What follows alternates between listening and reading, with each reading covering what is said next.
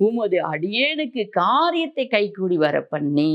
ஆமா, நமக்கு கூட எத்தனையோ காரியங்கள் தடைப்பட்டு நின்னு இருக்கும் இல்லைங்களா?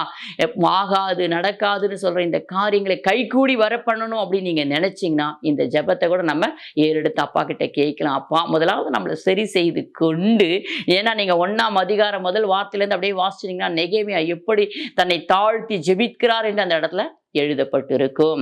இது நீங்க 1ஆம் அதிகாரம் முழுசாவே நீங்க வாசிக்கும் பொழுது நெகேமியாவுடைய ஜெபம் தான் அது ஃபுல்லாவே. அதனால நம்ம அப்படி நம்மளை தாழ்த்தி தேவ சமூகத்துல ஆண்டவரே எனக்கு இந்த காரியத்தை கொஞ்சம் கைகூடி வர பண்ணுங்கப்பா அப்படின்னு சொல்லி நம்ம கேட்கலாம். வீடு கட்டியிருப்போம் அது பாதியிலே நின்று இருக்கும். ஒருவேளை சர்ச் கட்டியிருப்போம் அது பாதியிலே நின்று இருக்கும். திருமண காரியத்துக்காக நம்ம ஆயத்தமாய் கொண்டு இருப்போம். பிள்ளையுடைய படிப்பு மேற்படிப்புக்காக நம்ம ஆயத்தப்படுத்தி கொண்டிருப்போம்.